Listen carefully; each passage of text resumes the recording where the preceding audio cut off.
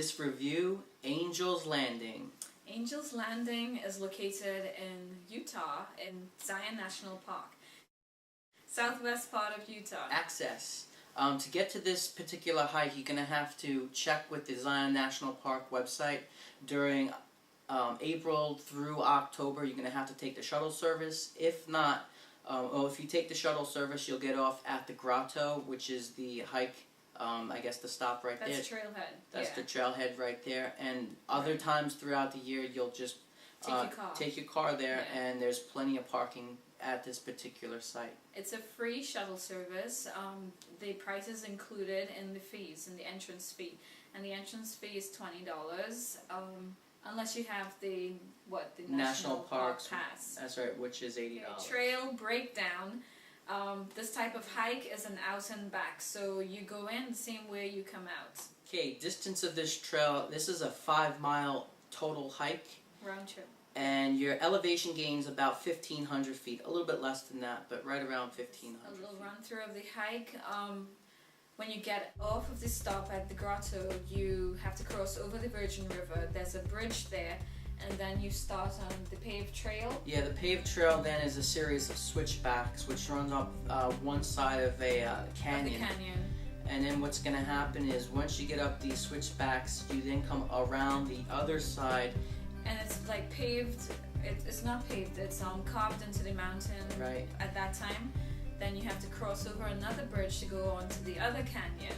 Right. You're gonna walk through that canyon, and then you're gonna come to Walter's Wiggles. Walter's Wiggles, which basically is a series of really steep switchbacks. 21 switchbacks. At the top of those switchbacks is then going to be Scouts Lookout. Scouts Lookout. And at that point, a lot of people will stop at Scouts Lookout and usually will venture no further. And then if you decide to go on to the actual summit of Angel's Landing, it's another half mile to get to the actual... A lot of scouts actually were at Scouts Lookout.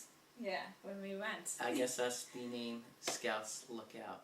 Okay, but after Scouts Lookout, that last half mile, that's where the big hurrah about Angel's Landing is. Well, when you get to Scouts Lookout, or at least when I got there, you first climb this small little series of chains and you're like, oh, okay, it wasn't that bad. It's like a little hill. And then you come actually to the actual point of seeing the actual Angel's Landing, the bridge that you actually I was the same way. I was like, you're kidding me, right?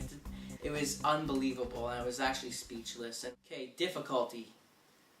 Kim, did you think this was a difficult hike? Yeah, it's like terror.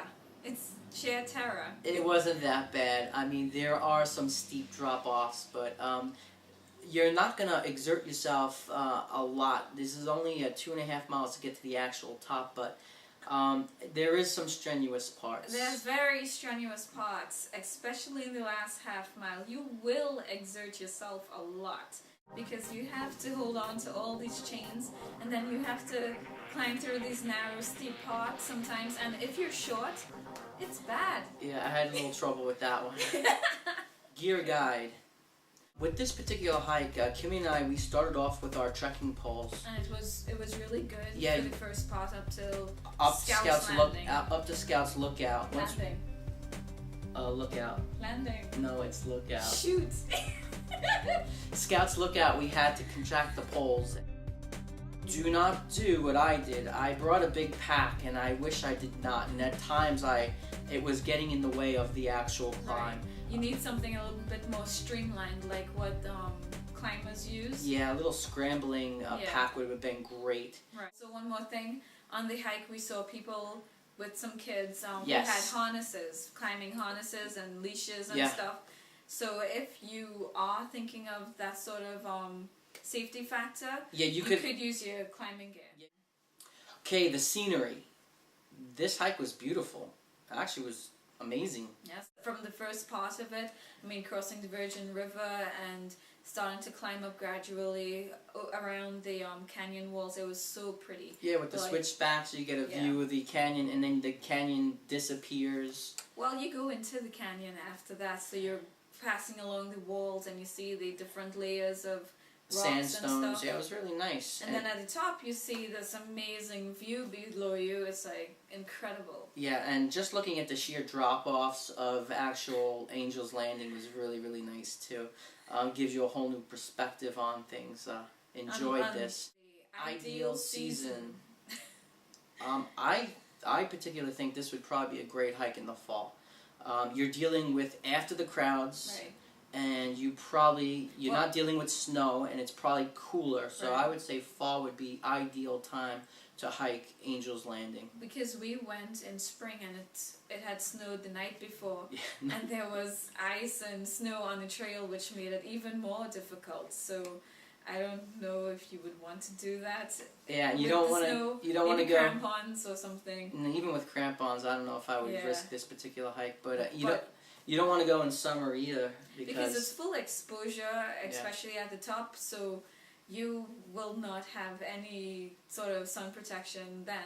But in the fall, it'll probably be a little less intense, and it'll be a nicer climate to hike it. Okay, wilderness factor. When you start off with this hike, you kind of feel like you're off the beaten path and getting out there. The people, I mean, you were coming across people, and that kind of brought you back to reality. Yeah, so you think you're out there, and you are, but you're in a national park, but you don't get that real feeling of seclusion because the people. Even if you went early in the morning. If it was just for the scenery, I would say it's very. You would have a very high wilderness factor. Yes. If just for the scenery, because there's not much in terms of buildings civilization or that you see. any type of Only the road rails at the or anything bottom. like that. Yeah. So. But for the people, they bring it down. Yeah, they bring down the wilderness factor a notch.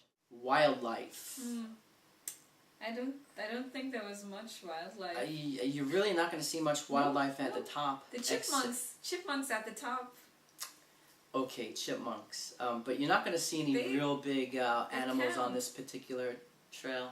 But chipmunks count. Your only chance is at the very beginning of the hike, right along the Virgin River. You're going to see any type of real animals. Right, in the morning or afternoon, any time, day or whatever might come out. Look up the National Park website. We didn't see any when we did. See when the animals come out.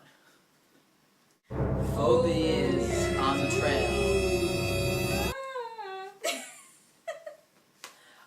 There's only one real phobia on this particular trail, and that's going to be the heights. You're talking sheer drop-offs. By far, the one thing that you have to worry about. If you're afraid of heights, my suggestion is this. Go up to Scouts Lookout. Yes. Stay there, and then look around. Right. I had to think about it for about 15 minutes, because I am afraid of heights, so this was a pretty big challenge for me. I pushed her along. Yeah, I said, look at all the pictures I'll get without you, and she's like, the all right, only reason going. I did this hike was for the pictures. But the phobia is could be pretty bad, so I took about 15 minutes and thought about it, and if you just get through the first part of it, just 10 meters of it. Yeah, the first that's probably part. If and you can get through that, you can get through the entire thing. Yeah. Just don't look down. Okay, people on the trail. There was a lot of different groups of people. There were a lot of kids and stuff up to Scouts Landing. The people were nice. Scouts Lookout. Yes, people were nice. But it's too many.